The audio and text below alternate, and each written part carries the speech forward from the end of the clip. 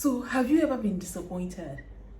And I mean, really, really disappointed. You know, there's this kind of disappointment that somebody says, "Oh, I'm coming, I'll see you next week," and the person doesn't come, and you have so much plans for the person to come. Not that.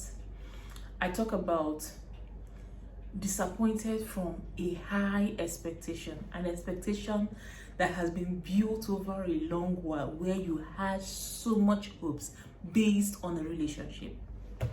Okay, some of you may know, but I work in a healthcare setting, and I've worked in a healthcare setting for all my life. And let me just tell you guys, there was this time where in my current organization, I felt it was time for me to, get a raise. And trust me, if you work in the healthcare sector, take it from one, healthcare worker to another. We can't be paid enough. Even if I do say so myself, there is nobody that can pay you enough. But there was this time when I felt like it was time to move into a certain cadre, and I mean payment cadre, and I had all these plans, and in my own estimation, I felt I was really pulling the work. I was really pulling my weight. I went to my immediate boss, and my immediate boss at my level now is owner level, medical director. And not that he didn't feel like I was at that level, but I didn't get what I was asking for. Let's just put it like that. I didn't get what I was asking for, and people, it was disappointing. I didn't enjoy it. I didn't like that encounter. I still don't, but it felt disappointing. And if you are in career, if you are in any position at all where it depends on someone to reach out to you, it depends on someone to act towards you the way you feel you should be acted towards, sometimes it gets disappointing.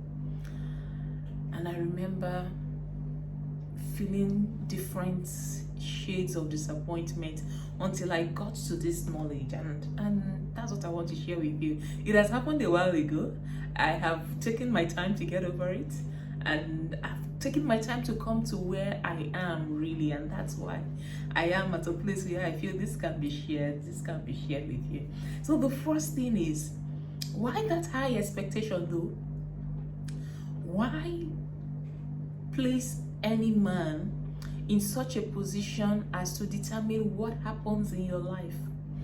Why place any organization or institution in a position that if they affirm you in this way, then this happens, or if they don't, then that happens? And trust me, we all need these external affirmations. It's very important. If you say it's not important, keep on living. Trust me, it's very important, but you must get to a stage where you kind of like try and create boxes, right? And create boxes in this place that if my son tells me you're such a great mother, oh, that's fantastic, but it's just in this box, right? And if at work they say, oh, we think you are the best thing that happens since fried rice, therefore take this thing, it remains in this box. And then we must learn to keep God at the source. And so when we have these levels of disappointment, the way I got to understand it is this: the pain from the disappointment is directly proportional to how much weight we put on that expectation. Yeah, that's how I got this. The pain from the disappointment is directly proportional to the level of expectation we put on that source. And so, for example, if you have a pain on your finger, it hurts, right? Let's say it's on the finger bone. It's painful, but it's not as painful as a knee pain. A knee pain is not as painful as a hip injury pain. You see, the grades of this pain are directly proportional to how much weight they hold in the physical body system. And so when you receive news from someone you had expectation from and it's disappointing, it tells me how much you expected. And so little expectation, little pain. And it's not possible not to have expectation from people. It's just to what grade, and it's just to what level. I like to think about it as this lever function. There's this lever, which is the simplest example of a machine, right? Where the base is a fulcrum, and then there are levers, different levers doing different things. And so the way I think about it is that I am at the base, and at that base I have God. I have God who is my source, who is telling me what is dealing in my life, who is telling me, about his expectations for me, telling me that I'm going to be great and I'm going to be all that, and I believe him wholeheartedly, right? And then I have these different tentacles, I have these levers, as it were. I have an expression as a mother, I have an expression as a wife, I have another expression as an executive, I have an expression as a subordinate, I have an expression as a coach, I have an expression as a mentee. Do you understand? These different expressions, I get to work with different people in these different expressions of myself, and in all those expressions I have expectations of the people I am working with. And so I expect that by my relationship with my child, that he has a certain expectation to meet from my own side. And when he doesn't meet that expectation, of course I'm going to get disappointed. I'm married and I have an expectation of my husband, and there are ways he can fail in those expectations and I will get disappointed. But you see what? In all these expressions, I have God as at the base. And so this is something that we have to be working on. It's a work in progress, trust me. Anything I come here and I tell you, God is working with me on it. And so my understanding of this at this point is, God is my source. I know it's going to sound cliche, but that's all I have. God is my source. God is not just my source financially. God is not just my source as regards where he's pulling and taking my life towards. God is not just my source as in who he is making me out to be, but he is my source all round. Every other expression of me is just a part of me that I get to serve in. And so when I serve in those areas, and I have expectations of people in those areas, when those expectations fail, and I say when, because they may not fail in every area, but one of them, is just going to have one issue or the other, and I am going to have reasons always to run back to God. And when that happens, I get to understand, I get to re-understand that God is my source. All right, so having said that, I just want to encourage you to keep and maintain a place where you can be yourself.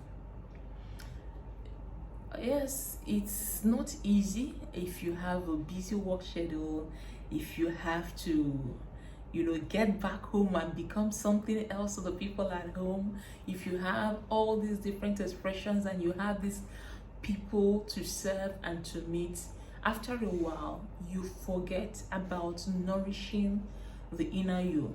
And so I'm going to encourage everyone to find a space where they can just be themselves, not just where you can be yourself, a place where you can kind of pull out all these clothings. So those expressions are what I'm referring to as clothings. There's an expression where you are being a boss, and when you are a boss, there's the person you have to get into a particular clothing. When you are with your boss, you wear another clothing, right? You are not as brash as you are with your boss.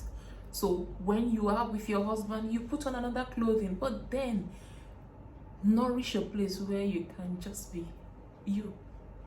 Over the years, I think I have gotten to that place with my husband where I can just be myself.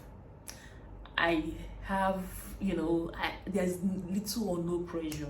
we can just sit down and say we don't feel like playing, we don't feel like talking, we just want to, you know, everybody can just sleep and sleep how you want to be. So that's a level. But another thing I do is that when I'm praying, after I pray, I'm done praying, I just stay there.